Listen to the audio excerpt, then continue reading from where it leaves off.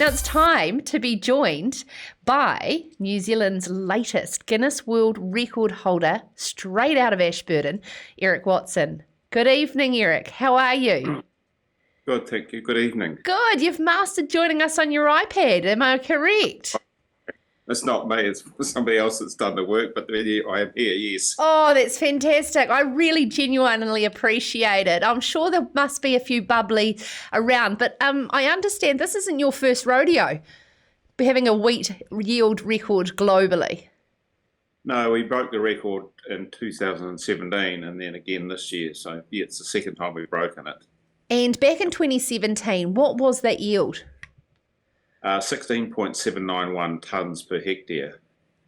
So and this year, yep. This year it's 17.398 tonnes a hectare. And this isn't the first time a New Zealander has won. It's certainly been, the trophy's been in this part of the world quite a few times. Yes, I think from memory, possibly 3 or 4 times, I think, from what I memory recall, yes.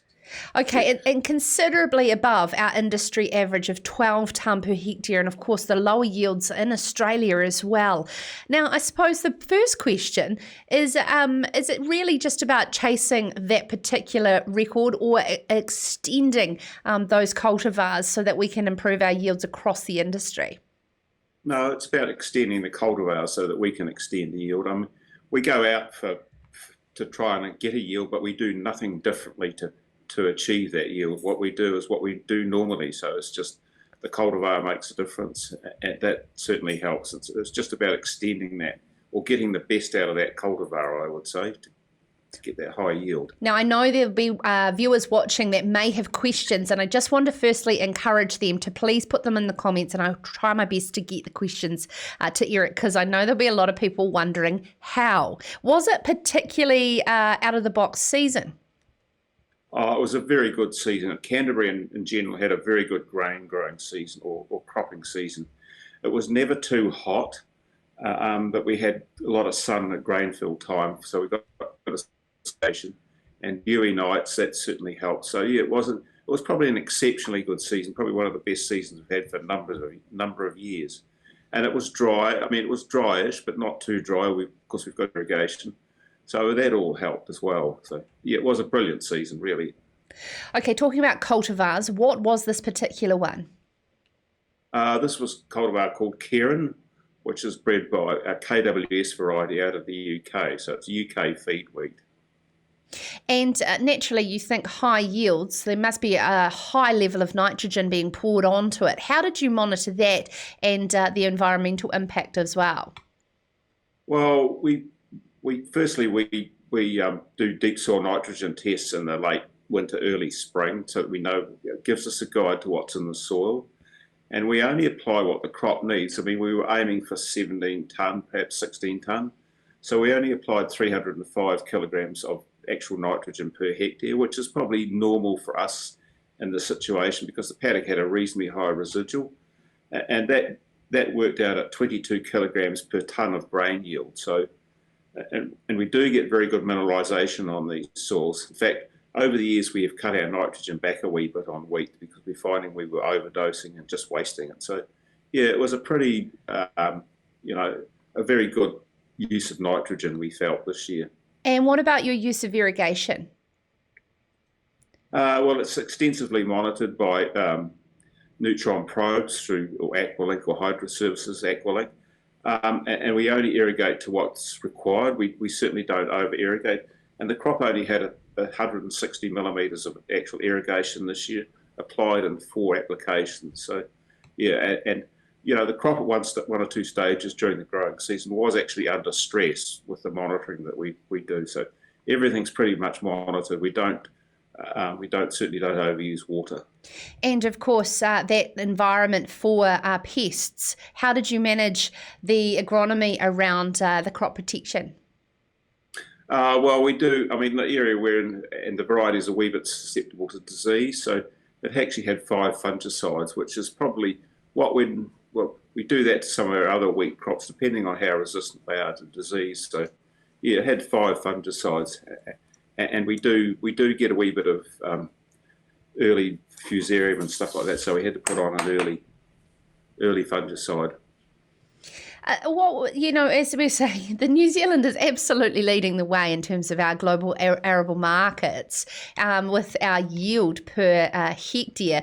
What do you think is achievable into the future? Are we still going to continue to chase tonne per hectare, or do you think there is starting to become a consumer-led change in other things?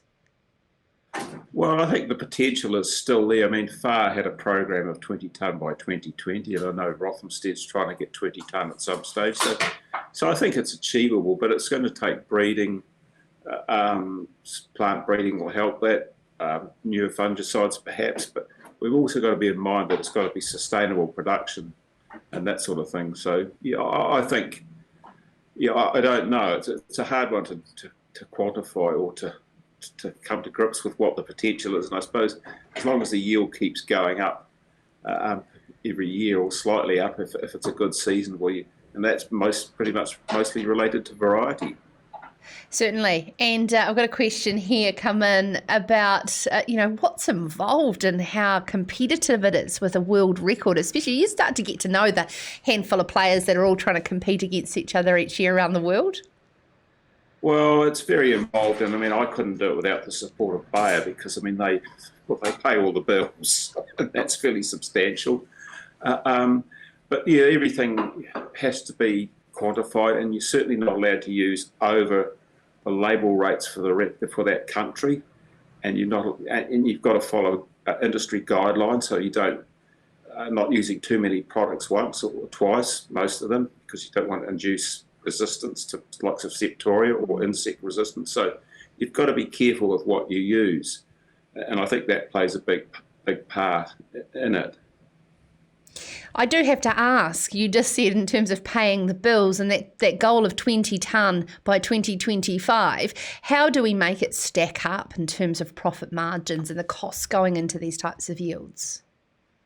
Well, I think you can't afford to apply anything that's not necessary. So I think if you happen to get 20 tonne, if it's a breeding variety or an exceptional year, I mean, I think it's going to take a long time to get to 20 tonne over likes of 8 hectares. But I think you just got to be mindful of your input costs. And to me, yield is always king for us.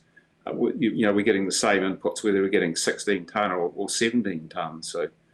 And the higher the yield, the more money we tend to make, or try to make anyway. So, especially when we've got ambitious goals to have 100% New Zealand wheat in our bread here in New Zealand, because a lot of people don't know that we import a lot of wheat for our flour and our bread here in New Zealand. So, of course, yield is one way of being able to achieve that. Yes, and the bread, the milling wheats is always slightly lower yielding than the feed wheats, and it's just part of the breeding process. So, but yeah, I think and it's going to take a long time. I'm not sure whether we'll ever get back to 100% of New Zealand wheat and bread at this stage. Oh, we certainly have to have aspirations, as you have, and of course the team at Bayer that have been working very closely beside you and your team there, Eric. Can I just say, on behalf of Sarah's Country's audience, congratulations on a huge achievement today. Thank you very much, Sarah. Thanks, Tart. Thank you. Thank you, and well done on navigating that iPad, Eric. It was much appreciated. This is Sarah's Country.